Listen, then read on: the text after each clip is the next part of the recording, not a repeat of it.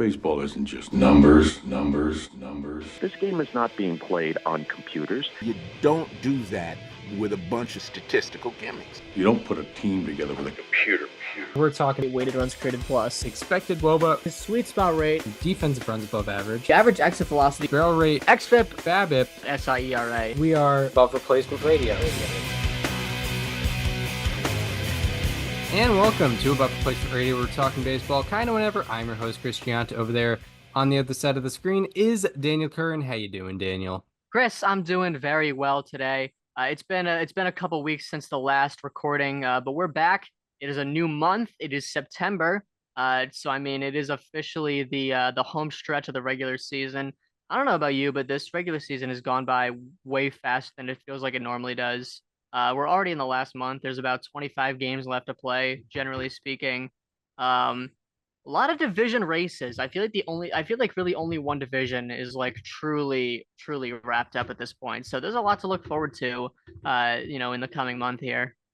Yeah, indeed. Yeah, it seems like most games on the docket matter, in some form or fashion, like, except for, I think recently, like the Rockies and Marlins played, and that was a series where I was like, I could write this off. I don't think there's any any playoff implications being played out here. But most games, most games in a given day are going to have some sort of playoff implications. There's the wild card seems somewhat set, but there's still a few teams kind of sneaking in the back corridor. Red Sox are like 4 out maybe.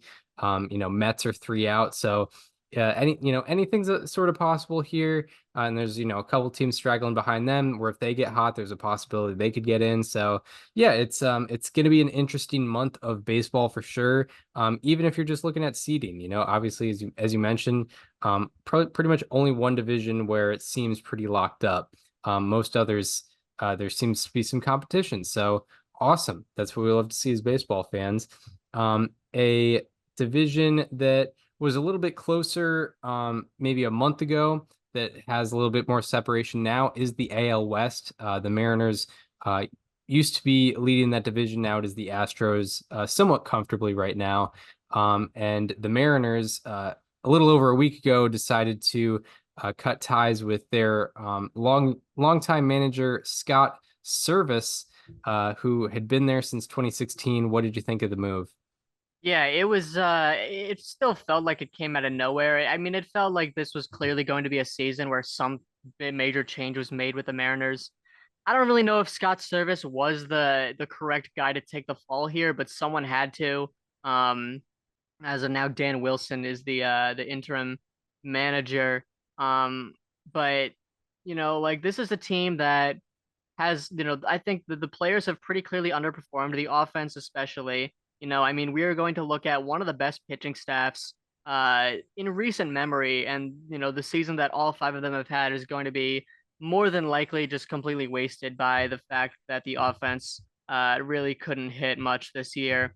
And I don't know again if Scott Servais is the guy that needed to take the fall for this, but someone needed to. Ownership unfortunately is never going to be that person. Because don't forget that ownership cut payroll after missing the playoffs by 1 game last year.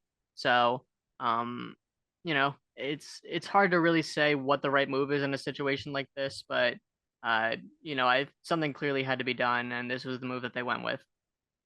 Yeah, it does. It definitely seems like sort of standard operating procedure where if your team underperforms, it kind of goes toward the manager for the most part.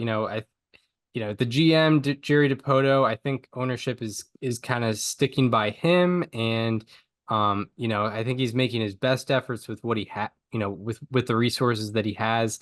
And he's done a decent job. I don't think he's been a perfect GM, but I think he's done better than most GMs. But yeah, with this, it's like, okay, underperforming team, a team where, this is their window and it's probably going to be their second year in a row missing the playoffs when, especially now in a 12-team playoff format, that's kind of unacceptable if you're expecting to make the playoffs. So yeah, I guess it goes toward the manager. With these firings, we always we as observers, even actual reporters in the clubhouse, they don't, none of us really know for sure how much of it goes on the manager. You can point out any decision making, but that some of that doesn't even go fully on the manager. It just seems like, okay, this guy's been around for this is his ninth season. We haven't really had the success we've wanted to have it, at least in the past couple years. So I guess he kind of takes the fall, and we'll figure out where we go from here. Yeah, I mean, on paper, I think Jerry Dipoto did enough to where this team should have been certainly at least much better than what are they, 69 and 67. I mean, they were 10 games up in the division. Like Jerry Dipoto built a team that, in June was pretty clearly the runaway favorites to win the division. And everything kind of just, fell apart after that. So I don't really think this year in particular, he's the one to blame. I don't know if services either again, but uh, I mean, the moves that he makes, I think there's a way where you can see where he's coming from. Like one of their offseason additions was Jorge Polanco. They've struggled at second base for so long. They've had a lot of contact heavy hitters, guys like Adam Frazier, Colton Wong, a few others that just did not work at second base. And Polanco was a very different type of hitter that, pulls the ball a lot, hits in the air a lot. And well, what happened this year? His OPS dropped by like 130 points. So, you know, call it what it is. That might be, maybe that was predictable, maybe it wasn't, but I mean, that's a guy that clearly the Mariners, got hoping he would be better, and he just wasn't. Mitch Garver, I mean, same thing. He had put up an 80 OPS plus as of this point. You should have expected better from him coming off of a 139 OPS plus season with the Rangers. Even if he wasn't going to replicate that, I think it's fair to expect more than 80. And then Julio Rodriguez, especially. I mean, I don't know what happened there, but I mean, he has not been anything close to what anyone anticipated he should have been at all.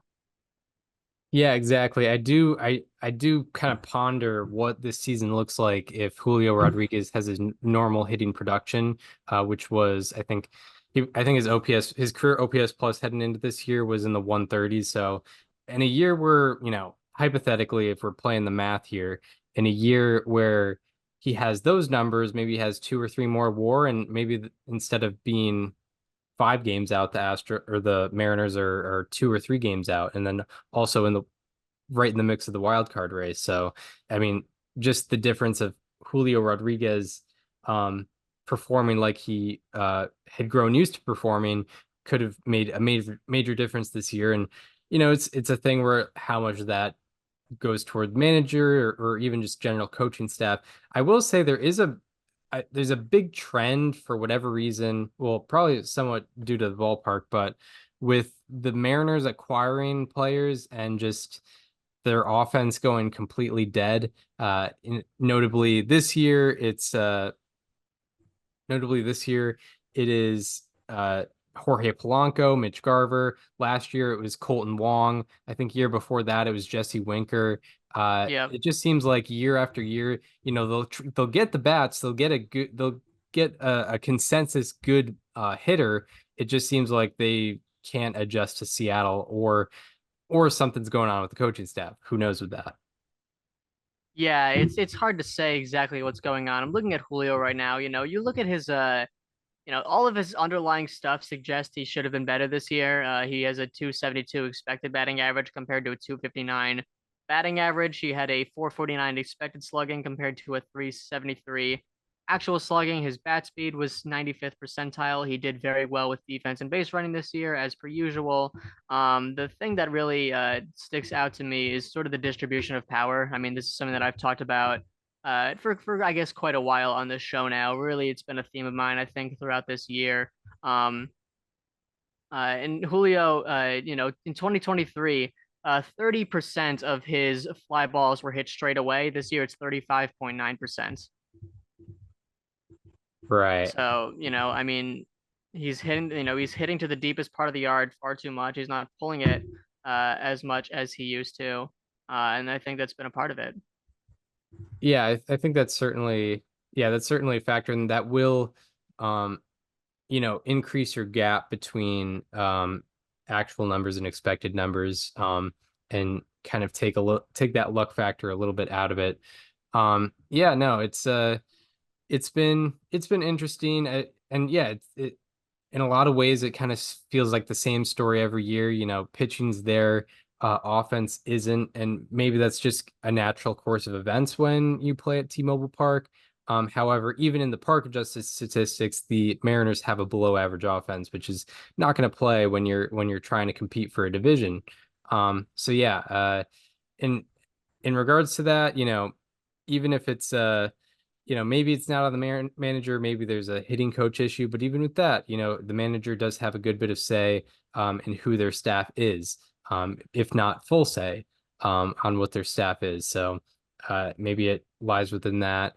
So yeah, who knows what structural changes are going to happen in Seattle once the offseason arrives. Not that their season is over yet, but things don't look good. So even no matter what, there's always changes in Seattle pretty much every offseason. So, but Yeah. maybe it'll be bigger than normal this offseason.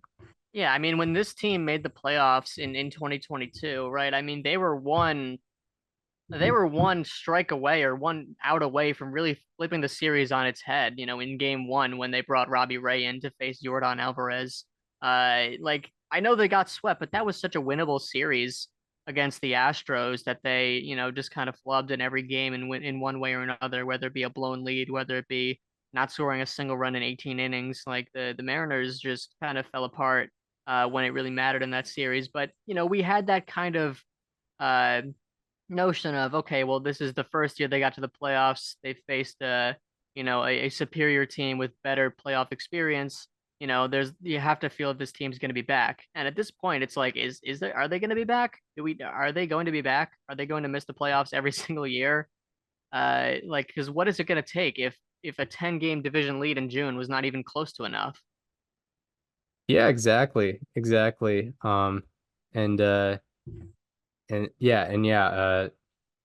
part of that has to do with the Astros getting really hot, but the Mariners just did not keep up. 69 and 16-7. That winning percentage is never going to win you a division, unless you're the what was it, '06 Cardinals, I think. I think they won the division with The 05 or 06 Padres, 05 Padres, I think it was. Yeah, I think the Cardinals won with 83, won the division with I think 83 the wins. Padres won a division with 82. There we go. Yeah, awesome. Yeah. So unless you're those teams, a Yep, they did. like a 515 winning percentage is not going to win the division. No. Um, so you can't fully say, oh, the Astros dominate. Astros they're playing good ball, but they haven't dominated the whole year. And Mariners could have, if they played up to par, they could have held on to that lead.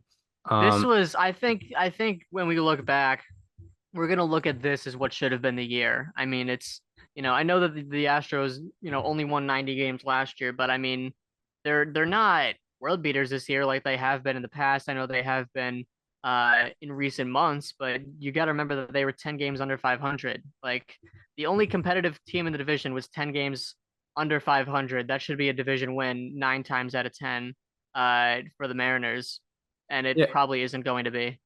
yeah, exactly. The Astros are a 3 seed right now, in Hmm. the projected AL playoff picture. So, it's yeah, they're the of the division winners, they're they're the worst. But yeah, anything more on the Scott Service firing? No, I think that's really it. It's obviously this team is still mathematically in the playoffs and they could make a run. I mean, they had a brutal loss last night to the Angels. They should be 6-2 in the Dan Wilson era, which I think would be kind of encouraging, but they're 5-3, which is, around it feels like the same pace they've been around the entire season. Yeah, tough stuff. But yeah, the um, as we say, the um wild card races are, each team is kind of comfortably in where they're at until they're not. And currently there's been a team where we thought they were kind of completely out of it that's kind of emerged back into the race, and not necessarily, they're not favorites to get in. I'm pretty sure, yeah, I looked at their playoff odds. Their playoff odds are still 6%, but that could still grow if they keep their momentum going. And that team is the Chicago Cubs, who have gone 19-8 in their last 27 games, and they are now 4 games back in the wild card race.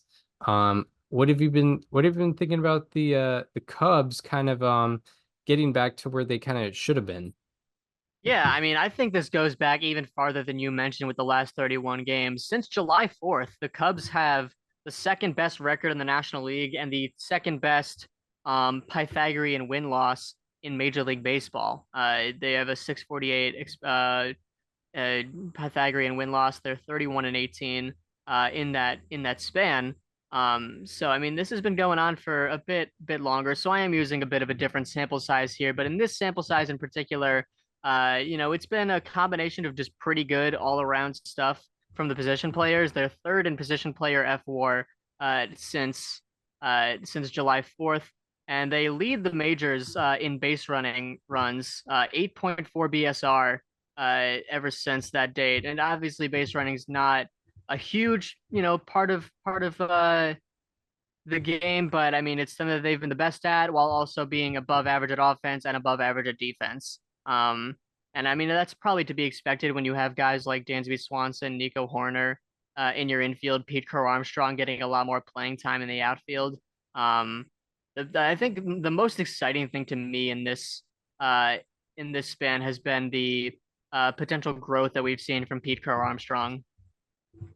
Yeah, indeed, indeed. And at the 27 game span that I'm looking at, Pete Crow Armstrong has a 937 OPS, and he didn't come up as a guy known for his offense. He was known as a guy who's definitely going to bring good defense, and he actually leads the Cubs in FWAR in the last 27 games with 1.4.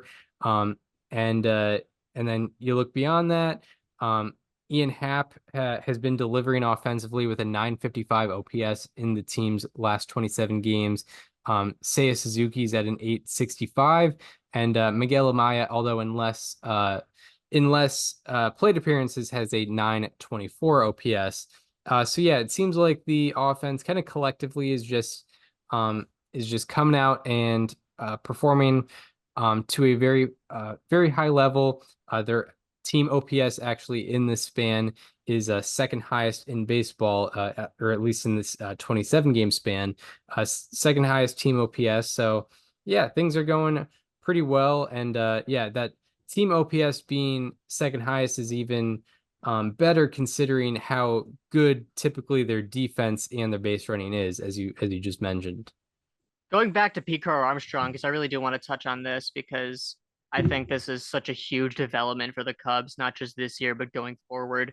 Uh, since July 31st, it's the 27 game span you mentioned where he had a 937 OPS. Before that date, he had an average exit velocity of 83.8 miles per hour, which is really bad. And in this span, his average exit velocity is up to 88.7 miles per hour. So that's a 5 mile an hour increase, which is quite massive. He's also hitting fly balls pretty well. He's not hitting them. The distribution isn't quite there, but his fly balls have an average exit velocity of 93.7 miles an hour. His line drives, which he's actually doing a pretty good job at in terms of rate wise. He's got an average exit velocity of 96.8. His line drive rate in this span, we're looking at 22 divided by 78. So that's a 28% line drive rate. And PCA has elite level sprint speed. I think he's 100th percentile. So if you get him hitting as many line drives as possible, even some ground balls, like you're going to get a lot of production out of him. Yeah, indeed. With speed like that, as long as you're not popping it up, you're probably going to be in good shape for the most part. Yeah, it's been pretty cool to see what the Cubs have shown to be capable of over the last couple months. Although I'm sure if you're a Cubs fan, it's kind of infuriating knowing how they fared in like May and June, because that's kind of where their season was somewhat lost. If they played like an average team in those months, they're probably in a playoff spot right now. But unfortunately for them, they're only 4 games above 500 right now, and 4 games out of a wild card spot. But it's at the very least, it's optimism for next year, where obviously they know this team can perform, and also they don't have a lot of outgoing free agents this upcoming year either, I believe. Is But Cody Bellinger going to take his option? Probably not, um, right? yeah, if Or he's smart probably about it, he yes, should right? take the money. Yeah, probably yes. Because he's still young enough to where I think if he dominates next year, he could still get a decently sized contract. Hmm. Um, but yeah, it doesn't seem like they really have um any outgoing free agents. So at the very least, it could be optimism for next year. But I know everyone's kind of focused on this year. Yeah. I mean, I think the Cubs really just need like a true middle of the order bat because unfortunately Cody Bellinger just hasn't really been that for them this year. I mean he certainly was last year and we touched a million times on how sustainable that was. He has a 108 OPS plus this year, which is not what you want from your big free agent acquisition or re-sign over the offseason. Not that I think this is truly who he is, but PCA does have a 242 ISO in this 27 game span. I don't think that's quite who he is, but if he can keep it around like 150 and hit a bunch of doubles and triples, that's everything you could ever ask for from him. That's a 5-6 win player at minimum. Oh yeah, for sure, for sure. Considering that defense and base running for sure. I'm just trying to look at where things really fell apart. It seemed like Ian after, Happ has also been excellent as well. yeah, oh yeah, he like went hot, then cold, and then now he's hot again. What are And his contract details? it seems like I know he got extended at one point, but I'm sure that extension is Because he was like going to be traded running out. at the deadline like 2 years ago with Wilson Contreras, and he just wasn't. Yeah, seems to happen. Okay. Yeah, he was extended. He's under contract until 2027. Um, Okay. yeah, Yeah, he was extended this year. Dansby's under contract for a while. Yeah, Bellinger has two player options. Yeah, he's absolutely taking that 27 million for next year. yeah, and Yeah, you take that. even with Pete Crow Armstrong graduating out of the system, Fangraphs has the Cubs as the sixth best farm system in baseball. Yeah, So they have some guys. yeah, they have some guys coming up. But yeah, I think Unfortunately, I think Cade Horton just went down with an injury, like a long-term injury, which is pretty sad. But that's pretty Matt brutal. Shaw has looked really good in the minors. Um, I think he's probably going to be. He could honestly compete for the opening day roster next year. With Paredes at third base. Right. Yeah, yeah, obviously the future looks good for them. It's just I think, a lot of Cubs fans were hoping that this year would be the year where they would get back to the playoffs, and I think they were kind of favorites, not like heavy favorites, but I think they were kind of favorites to win that division this year. And I know we both had them. Some people had some other teams, but you know, they were definitely candidates to win the division this year. Doesn't seem like that's on the table anymore, but um, they could sneak into a playoff spot if they remain hot.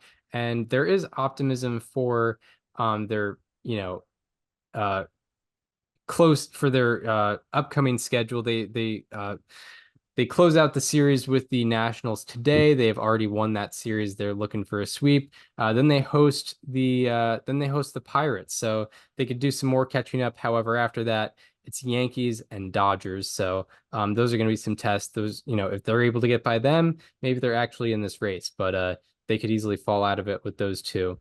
Um, but uh, but yeah, I know I just contradicted myself in saying that they do have the Pirates. They could do some catching up there, but Yankees Dodgers, it'll be tough. It'll be a tough matchup. But what do you Mhm. what do you like where would you gauge the Cubs? Do you think that they have a shot for this year? I think they certainly have a shot. I mean, they're 4 games out. I mean, the Braves, I don't know, the Braves have had so many rough stretches, and it's to the point where you wonder if they have one more bad stretch in them, because I think that's really what it's going to take for the Cubs to make enough of a run to get, that far. I certainly wouldn't put it as likely, and I can't imagine Fangraphs would either. So I can't imagine saying anything profound there, but I think realistically, no, but you can't ever rule out just the simple possibility. I don't know. The idea of the Braves going on one more bad enough run, combined with the Mets also doing so, while the Cubs continue this run feels a little too much of a stretch for me right now. Yeah, absolutely. Fangraphs has them at a 5.7% chance to make the playoffs. Yeah, that Um, that sounds about right. yeah, for sure, for sure. Yeah, so I mean, 4 games out is obviously very manageable, but I think that looks a little smaller only because there's only one team in front of them between them and the wild card. So, uh, like the 4 games out used to be like, back in May, it was like, oh, you were the third worst team in the National League if you were 4 games out of the wild card, and now it's like, oh, you're 4 games out, but only one team is ahead of you, and that's obviously the natural progression of the season. But I think, it looks a little closer than it is because it's so much farther up there compared to where it was back in May.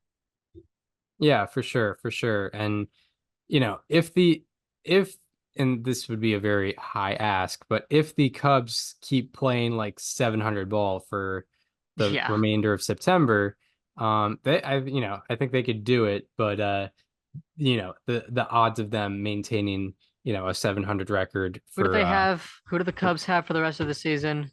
well, they got Pirates coming up. They host the Pirates, and then they got Yankees, Dodgers, then they got Rockies at Coors, and then after that they host Oakland, they host Washington, then they go to Philadelphia, and then they host Cincinnati. According to Tankathon, they have Probably the middle of the pack, right? about middle of the pack. They Yeah. have the 19th hardest strength of schedule. Very, So very extreme though. Like they have great teams, they have terrible teams, and that feels like yes, most of the competition. yeah, yeah, indeed. Um, yeah, like top Oakland, of the Oakland's pack playing or some good ball though. Oakland. In the second half, they have like a 600 winning percentage. They got some guys. They got some Yeah, exciting guys over there. It's pretty yeah. fascinating. On the top, staying on the top of the Cubs though, I think no matter what happens this season, we're going to look at this team with some of the most upside coming into the next season. Because I mean, you look at their AAA roster right now, they have 4 top 100 prospects in AAA, all of which are age 22 or younger. Like Matt Shaw, I think is, like I said, going to compete for the opening day third base position next year with Paredes.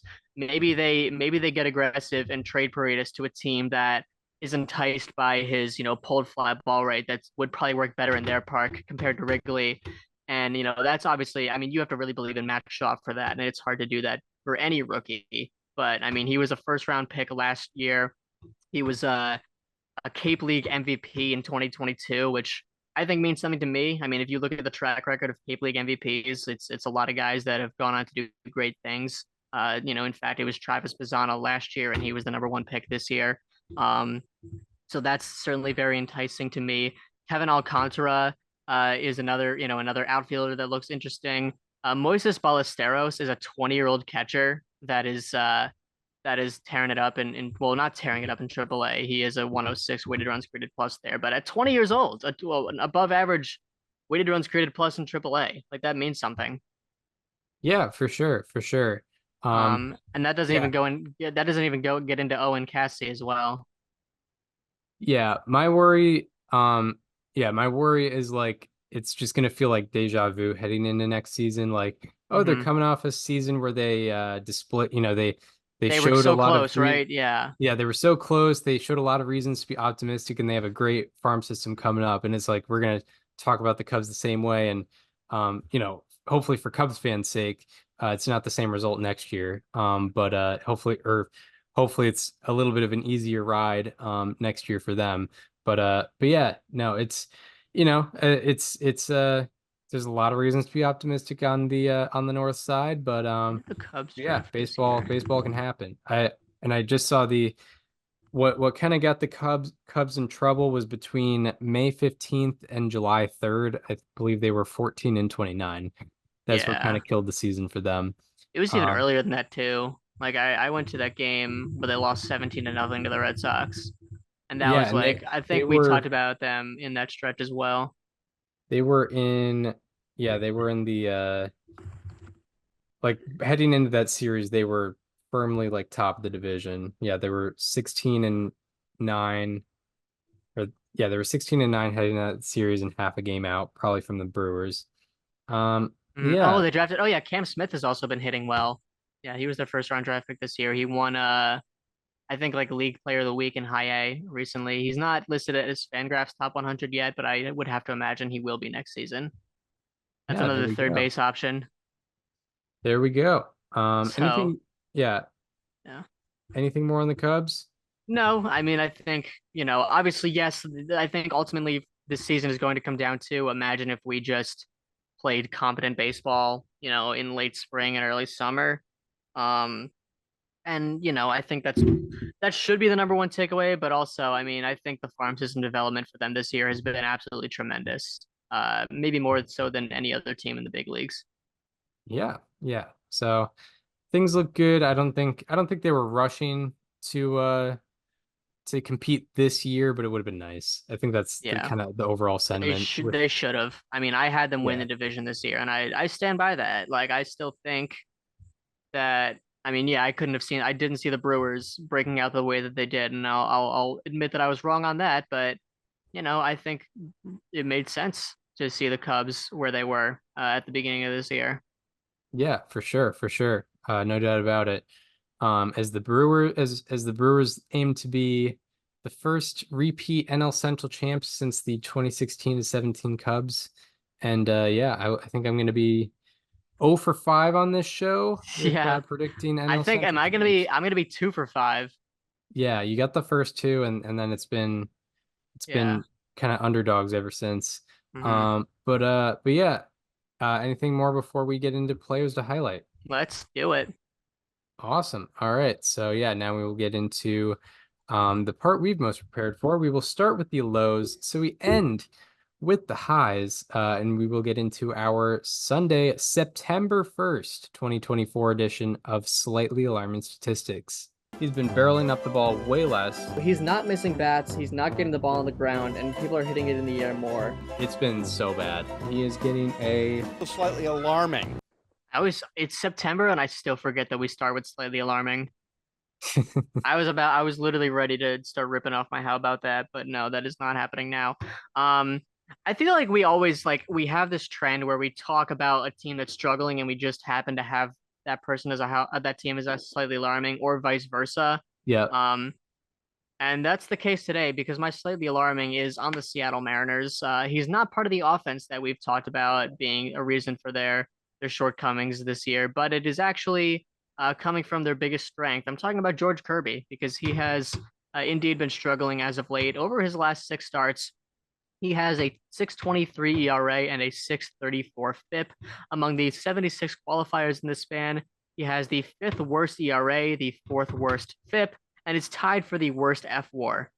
He has 7 walks in this span of 6 starts, which, if you know George Kirby, you know that's far above what he's known for. He's also hit 2 batters in this span. This is the this is the second 6-game span throughout his career where George Kirby has walked 7 batters and hit 2 batters, so allowing a lot of guys to reach on essentially a free pass because a hit by pitch doesn't count as a walk, but it is more or less a free pass in the same way. This is also the first 6-game span in George Kirby's career where his ERA has been above 6. So this has been arguably the worst stretch of his career by this exact sample size. One big issue has been his drop off in swing and miss. Before this span, his strikeout rate was 24.7%, and in this span, it is down to just 16.4%. His called strike and whiff rate with 2 strikes has gone from 19% before the span to just 15.5% in this span. So it's really that he's not finishing guys off, which is an issue. Before the span, his fly ball rate was 26.1%, and in the span, it is up to 30%. So it has gone up a tick, but the real issue has been what those fly balls have been. Before the span, just 15.8% of his fly balls were pulled. That is the 7th lowest rate among the 146 pitchers with at least 50 fly balls allowed in that span. Kirby gave up, and in this span, that number is up to 29.4%. So he went from giving up 15% of of fly balls being pulled to 29.4%. It's almost doubled. George Kirby gave up 8 home runs throughout the month of August on his four-seam fastball alone. That gave him a 1051 slugging allowed on Kirby's fastball throughout the month of August. That was the worst among the 145 pitchers with at least 25 plate appearances ending on four-seamers this month. He also had a minus 18.1 run value per 100 on his four-seamer, which was fourth worst on the same list. So Kirby's been giving up a lot of hard contact, a lot of fly balls, especially on his fastball. His swing and miss has been down, and for that reason, he is getting a slightly alarming. Yeah, George Kirby. Slightly alarming. And yeah, that's one of the strengths of the Mariners roster is their pitching. So when that goes awry, or at least one of their pitchers goes awry, yeah, it's an unfortunate spot to be in. And yeah, I actually forgot that you go player specific with the span finder, so I'm actually using that for this upcoming player. My edited. By the way, it worked great for me today. Yeah, well, maybe it's the player specific thing, but like the span finder worked like any other Statcast filter. Yeah, and which was my thing just came in. Yeah, and, look at that. I will not be using it because it's not that significant of a stat. Yeah. you know that is a very humbling feeling. Yeah, it's that like, and honestly, like, you know, you don't see this off screen, but like that happens more often than significant stuff that we put in. Like a lot of my how about that since lately alarming is like you'll see the script that I have. I'll do like a 3-minute monologue. If everything that I searched worked out perfectly, it would be like a 6-minute monologue at least. Yeah, there's a lot of things where it's like, oh, that's not actually that rare. Oh, yeah. Okay. My slightly alarming is coming from a team in the lead, comfortably in the lead in the division, actually extended their lead last night against the Braves. I'm talking about Kyle Schwarber of the Philadelphia Phillies, who in his last 21 games is hitting 121 with a 422 OPS. Out of 177 qualifiers in the span, his average is second lowest, on-base percentage is fifth lowest, slugging is second lowest, and OPS is third lowest. And that's someone who pretty much all of his value comes from his offense and hitting specifically. Out of 102 hitters with to see 300 plus pitches in the span, his expected batting average is third lowest, expected slugging is sixth lowest, and expected WOBA is also sixth lowest. Part of this has to do with him making less contact. His strikeout rate has gone from 27% before the span to 34% in the span. Out of 177 qualifiers, his strikeout rate ranks fifth highest. And also his walk rate has decreased from 17% before the span to 11% in the span. But what's perhaps more alarming is the batted ball distribution. His ground ball rate has gone from 40% to 49%, and his fly ball rate has gone from 30% to 20%. And, you know, I mentioned that most of his value comes from his offense, and most of his offensive value comes from home runs. So if you're not putting the ball in the air, this is kind of the results that Kyle Schwarber is going to get, a 422 OPS. Also on the fly balls that he is hitting, he's hitting them a little bit softer. His average exit velocity on fly balls has gone from 97.4 miles per hour to 94.6 miles per hour. And also before the span, his rate of batted balls being pulled barrels was 7%, and in this span, it is only 2%. He only has one pulled barrel in his last 21 games. And this isn't actually the one, but he only has one home run in his last 21 games. It's not even the pulled barrel because the pulled barrel was only 12 degrees, but overall, only one home run in his last 21 games. And yeah, with Kyle Schwarber, you know, everyone kind of knows his story. He's not gonna be a line drive machine or a contact machine, or a guy that's gonna dink and dunk all over the field to you know, get his offensive numbers up. He succeeds when he hits home runs, and when he doesn't hit home runs, he does not succeed offensively. That's, you know, the cut and dry case with Kyle Schwarber, and he's not hitting a lot of fly balls. He's not pulling his barrels, not hitting home runs, and therefore he's been one of the worst hitters in baseball. So Kyle Schwarber is getting a slightly alarming. All right, so that does it for slightly alarming, and now we will go from the lows to the highs, where we will be talking players or subjects that have been outperforming their expectations with our Sunday, September 1st, 2024 edition of How About That? He's striking out less, walking more, and he's also making better contact. Turning into a strikeout machine just out of nowhere. He's been excellent all around this year. And he is getting a... How about that? Yeah, and for my how about that today, I'm happy to report that I am crossing a team off the list. We had just 3 remaining. We are now down to 2, and I'm going north of the border for this one. The first Toronto Blue Jays how about that of the year is Bowden Francis, who has looked excellent, who has looked very some would disagree, but looked very unhittable and very special in the last 5 starts that he's made. Throughout the month of August, he has a 105 ERA and a 247 FIP. Among these 74 qualifiers in the span, he ranks first in ERA, 8th in FIP, and tied for 4th in FWAR. He also has an 0.99 BABIP against in the span, which is comfortably the best among qualifiers, and his 29.7% K rate minus walk rate is the second highest.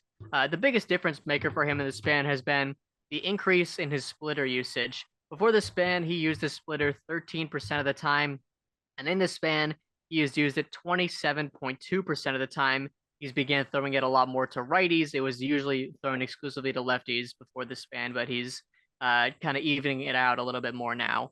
Throughout the span, hitters are batting and slugging 0.29 against his splitter, with an expected batting average of 102 and an expected slugging of 147. His 3.9 run value per 100 on his splitter ranks 5th highest among the 51 pitchers that have thrown at least 25 splitters in the month of August. Before this span, the average spin rate on his splitter was also 1112 RPM, and in this span, he's moved it down to 987.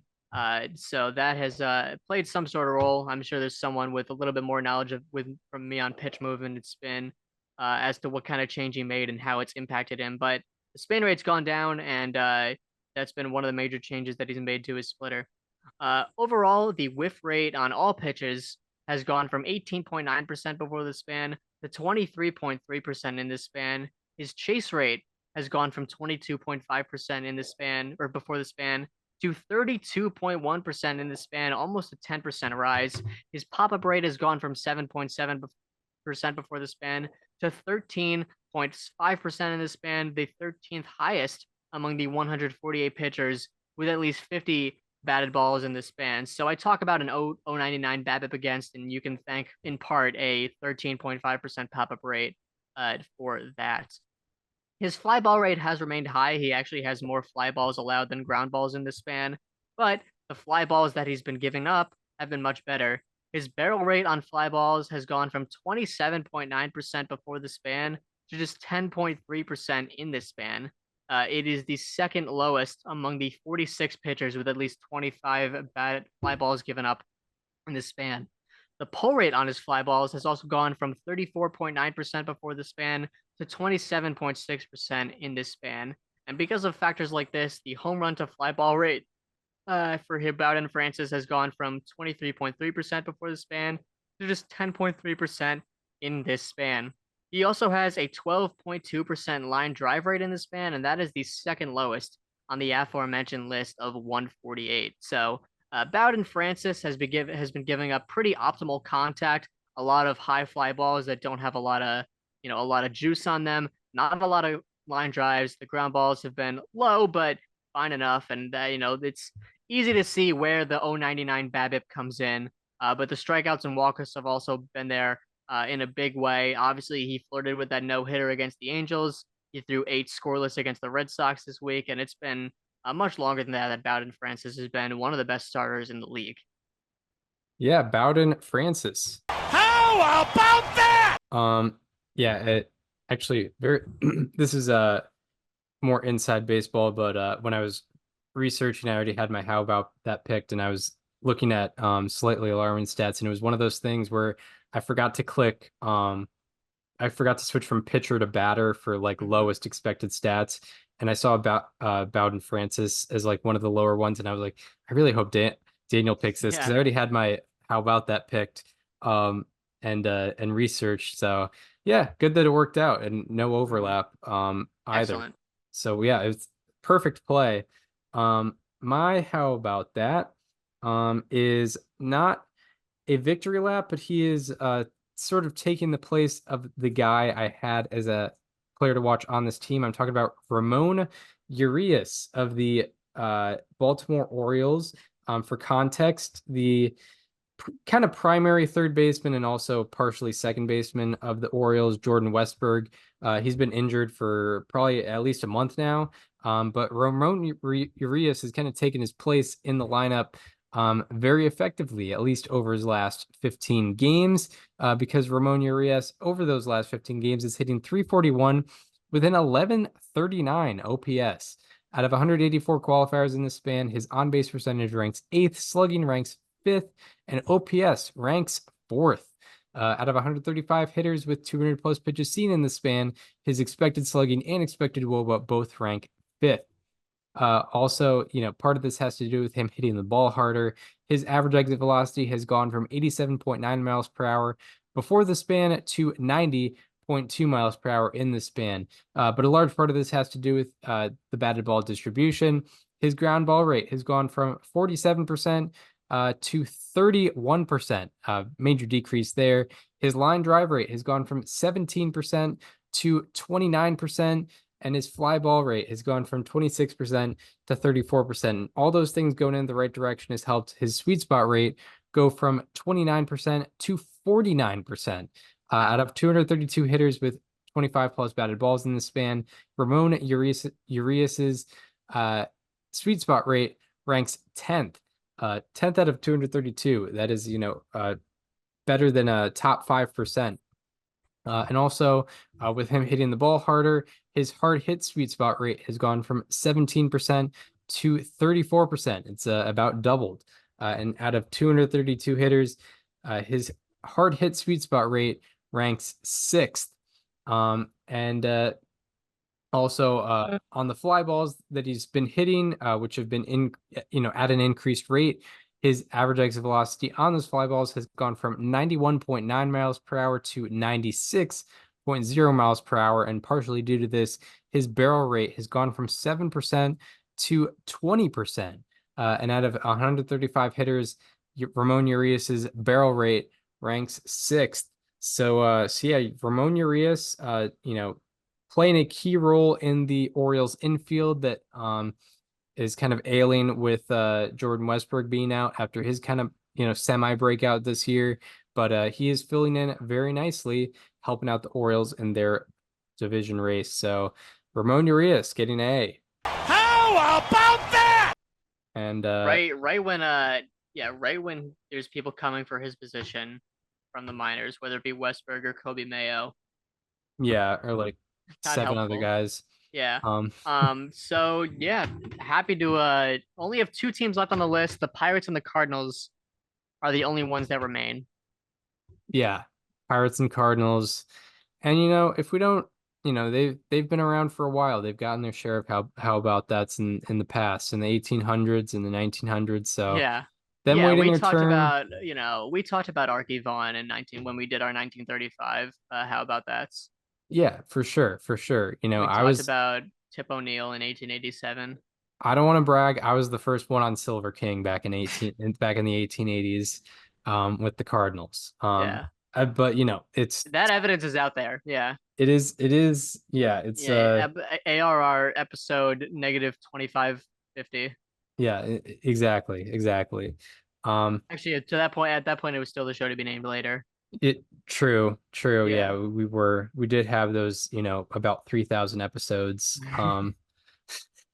That we did where in we like renamed that. caves. Yeah.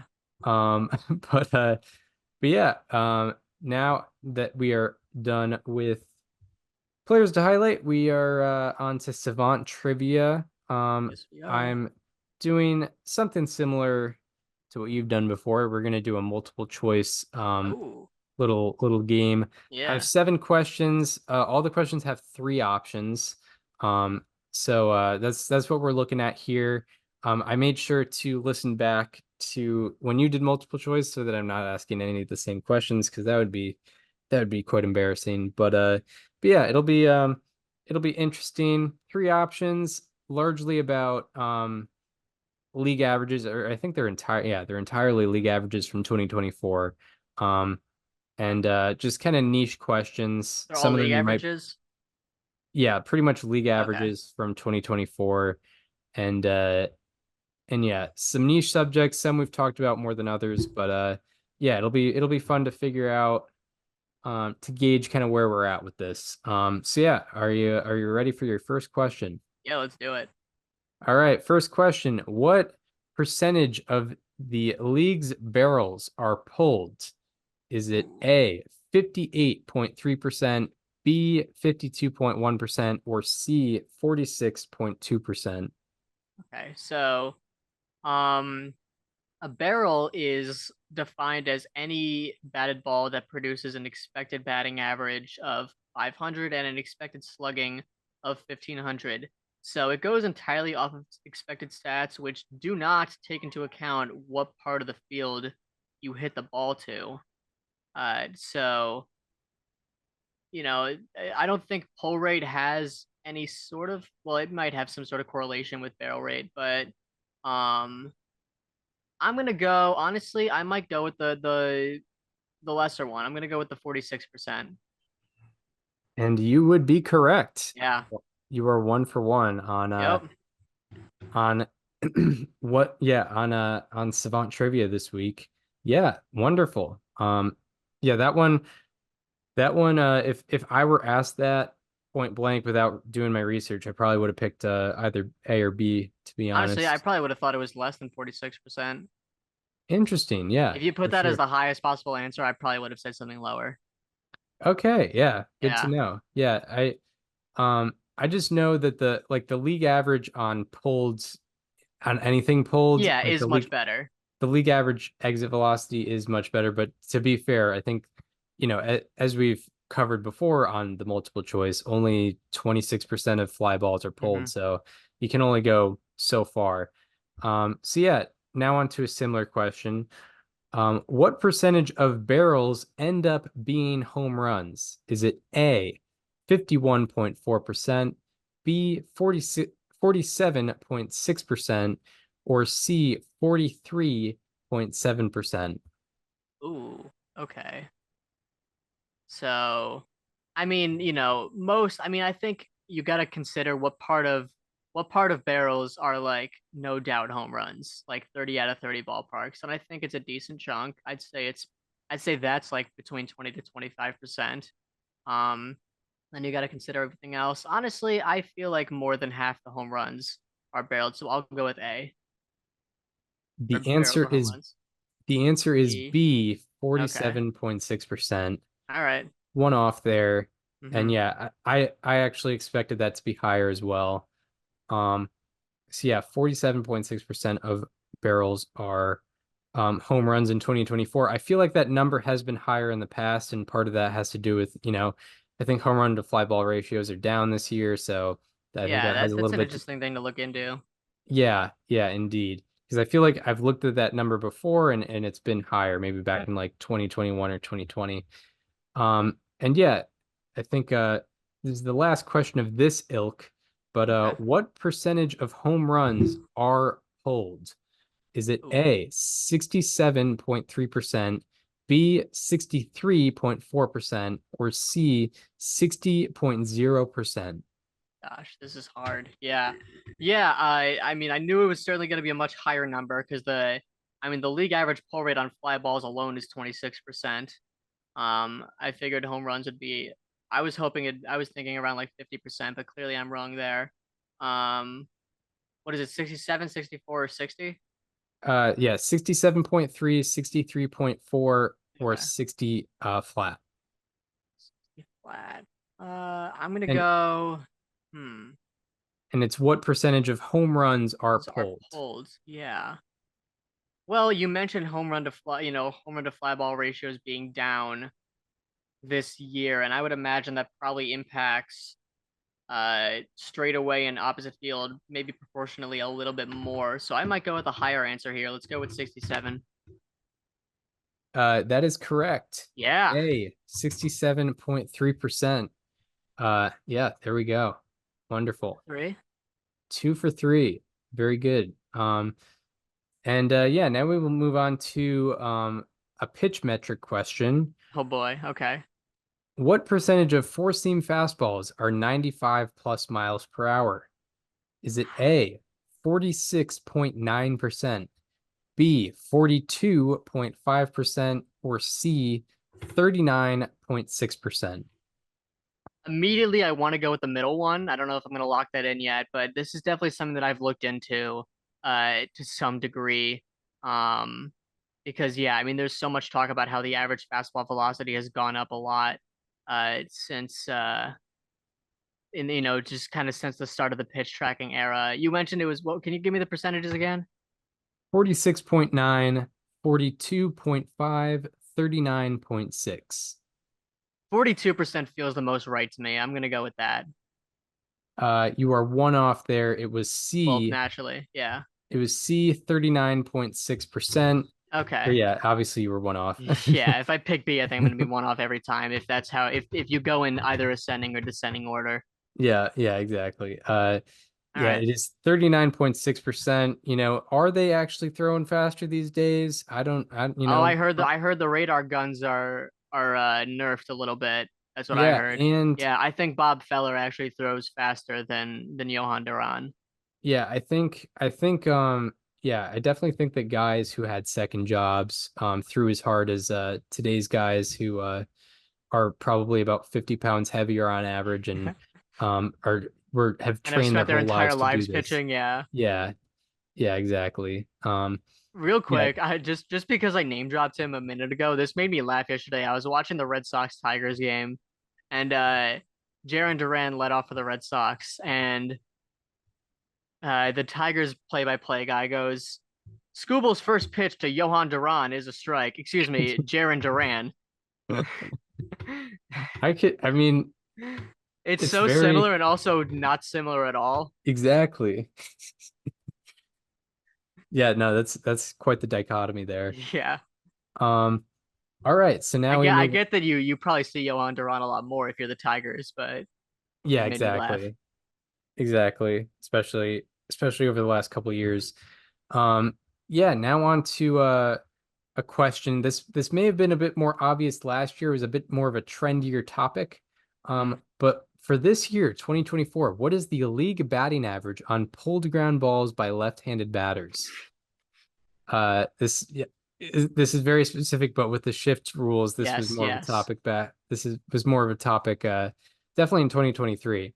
Is it A 186, B 178, or C 171? Yeah. Knowing you and your narratives around this subject, I really want to just believe that you specifically picked the lowest possible answer. Um, but I mean that's just me trying to read you and not actually dive into the question. So it's 170, 180, and another 170. 186, 178, 171. Okay. I probably could have put more separation here, but Yeah, it feels like it could be any one of these. You know what? Just knowing you, I feel like you would be the one to just be like, it's the lowest possible one. So I'm gonna go with the 171. unfortunately it is A 186. Damn. Um, it's kind of similar You to were you were last year. generous. You were generous with it then. I Yeah, was. Uh, indeed. But yeah, no, I think it's about the same as it was last year, which was sounds about right. Yeah. about the same as it was in 2019. Um, but yeah, narratives aside, Yeah. that is what it is. So I believe we are 2 for 5 so For five. far. I wanted to go 4 for 7. So let's get these last two. Yeah. These ones are hard. These ones are really hard.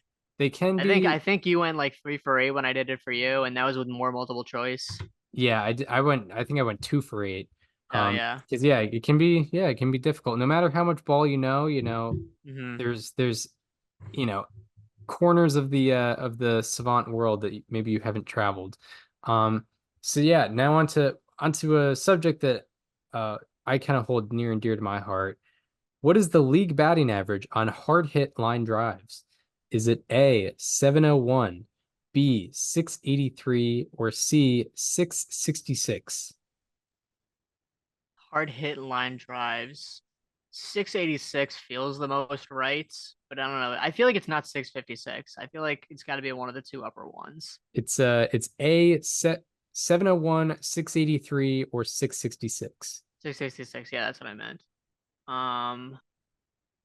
I did that game with you a few weeks ago about like the average online drives. I feel like the average online drives is even like higher than that. So hard hit. I'm gonna go 701. It was C, 666. It was 666. Yeah, Damn, that is lower than I thought it would have been for sure. Even if you didn't give me the multiple choices, I would have said it was higher than that. that's lower than I would have thought as well. Yeah. Which is why I kind of put it last. Yeah, it's a tough one. It's a tough one for sure. Mhm. All right, final one. Last one. This is definitely more. This is a question that you probably couldn't do in the less modern times. What percentage of the league's sliders are 90 plus miles per hour? Talking, DeGrom level. Lots, there's a certain amount of guys that can do this, but immediately it's got to be low. It's got to be like 15 to 20% at best. Yeah, it is. So the options are A, 10.4%, B, 7.6%, or C, 5.5%. Yeah, that I was generous with my guesstimation there. I'm gonna go with the middle one. It is C, 5.5%. Yeah. This All right. surprise. So not a very good showing for me today, but I did get 2 of the first 3, which I'm proud of. Just stop the video there. Yeah, hot start. But yeah, those questions can be difficult. And I don't, if we're not doing well on them, I'm sure most people are not doing, unless they're very good guessers. Yeah. But yeah, that shall do it for this installment of Above Replacement Radio. We hope you enjoyed this one. If you are listening on Apple Podcasts or Spotify and want to watch the conversation as it happens, go to the YouTube channel. It is called Above Replacement Radio. And also follow us on social media. Follow me on Twitter at Chris_Gianta. Follow Daniel on both Twitter and Instagram at Daniel_Kern, and follow the show Instagram at Above Replacement Radio for all the show needs. We hope you enjoyed this one, and we hope to see you next time, where we will be talking all the happenings in Major League Baseball once again. See you then. This conversation is over.